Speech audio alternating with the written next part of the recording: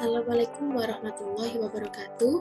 Saya Aziza Dwi Rosiana dengan NIM 222211101052, mahasiswa Program Studi Apoteker Fakultas Farmasi Universitas Jember. Di sini saya akan mereview mengenai kuliah tamu bisnis kefarmasian yang telah disampaikan oleh Bapak Apoteker Herlambang Indra, SSI. Beliau menjelaskan mengenai apotek.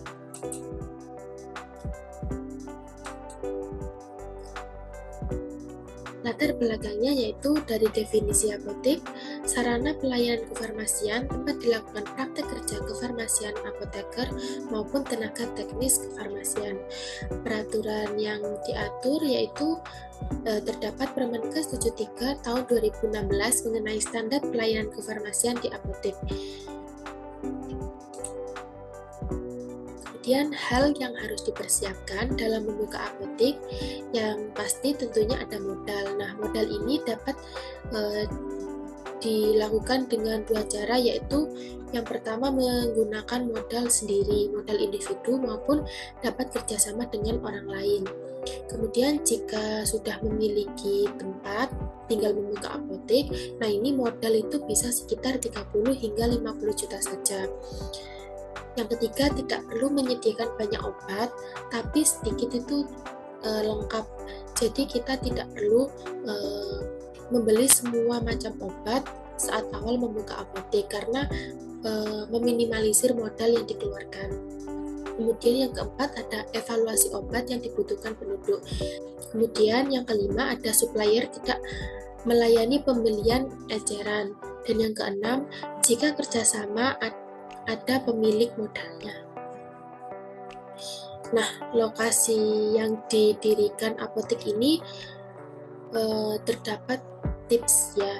Yang pertama, kepadatan penduduk, tingkat sosial ekonomi, jumlah pesaing, dan aksesibilitas. Jadi, ketika kita membuka apotek itu harus mempertimbangkan 4 poin dari lokasi ini. Kemudian tentu ada sarana dan prasarana. Yang pertama, bangunan. Nah, bangunan ini harus diperhatikan, ini milik sendiri atau kita menyewa. Kemudian yang kedua, peralatan.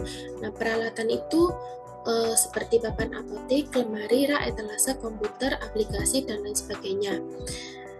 Yang ketiga, ada perlengkapan seperti alat tulis, wadah pengemas, dan lain-lain. Kemudian yang keempat, peralatan peracikan, administrasi, dan lain-lain. Kemudian ada analisis SWOT, yaitu merupakan metode analisis perencanaan strategi yang digunakan untuk memonitor dan mengevaluasi lingkungan perusahaan, baik lingkungan internal dan eksternal, untuk dilakukan tujuan bisnis tertentu. SWOT akronim dari strength, yaitu kekuatan, contoh SDM yang kompeten. Apotek dengan konsep patient oriented yang berbasis layanan kefarmasian pharmaceutical care. Kemudian ada W, yaitu weakness, kelemahan, contohnya itu modal kecil. Apotek baru belum dikenal oleh masyarakat dan belum mempunyai langganan yang loyal. Kemudian O, opportunities, yaitu peluang. Contohnya itu ada banyak penduduk yang di sekitar tempat apotek didirikan sehingga menjadi sumber pelanggan apotek yang potensial. Kemudian ada threats, yaitu ancaman. Contohnya itu adanya apotek lain yang buka di sekitar apotek itu. Matriks SWOT. Yang pertama, faktor internal adalah faktor dari kita, yaitu kekuatan dan kelemahan. Yang kedua, faktor eksternal adalah peluang dan ancaman. Yang ketiga, strategi SO bisa menemukan kekuatan kita untuk mengambil peluang. Yang keempat, strategi WO bisa meminimalkan kelemahan kita untuk memanfaatkan peluang yang ada. Kemudian yang kelima, ada strategi ST, bisa menggunakan kekuatan kita untuk menghindari atau menghadapi ancaman. Yang keenam, ada strategi WT, meminimalkan kelemahan untuk menghindari atau menghadapi ancaman.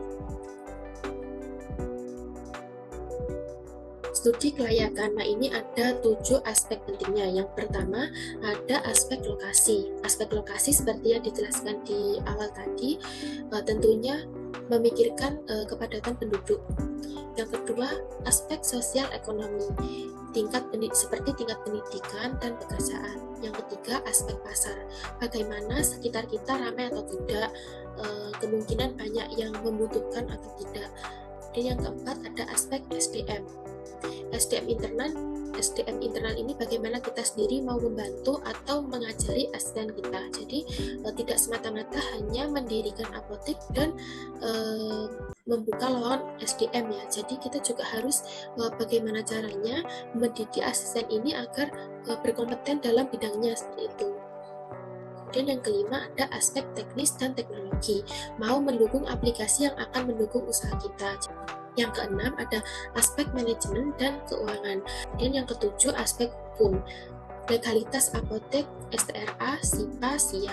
Sekarang sudah banyak perubahan terkait pendirian apotek yang baru. Jadi kita juga harus mengetahui pembaruan-pembaruan yang terjadi di saat ini. Perhitungan langkah untuk tercapai.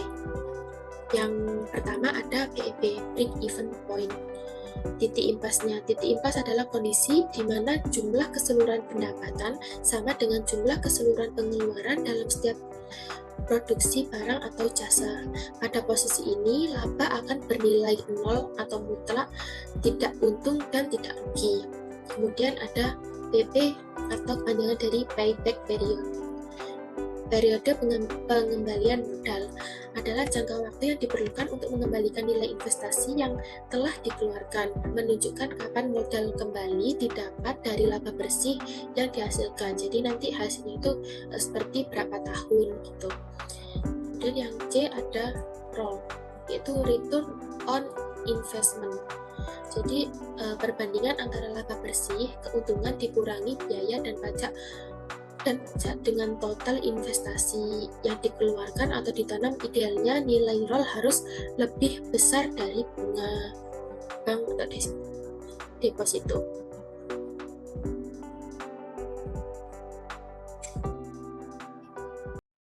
Nah, kapan usaha layak dikatakan dibuka?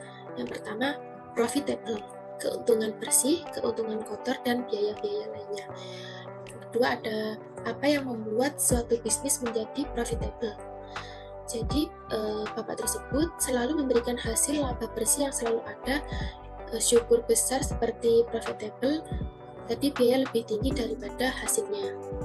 Kemudian ada bagaimana seorang apoteker sebagai pengelola apotek membuat apoteknya itu menjadi bisnis yang profitable dengan tetap mengedepankan prinsip patient oriented. Dengan mengedepankan prinsip patient oriented yang telah dijelaskan dengan melakukan pelayanan medikasi langsung kepada pasien, bahkan sekarang ini sudah langsung pada smartphone, seperti pesan obat tidak usah ke apotek tapi bisa langsung diantar seperti itu.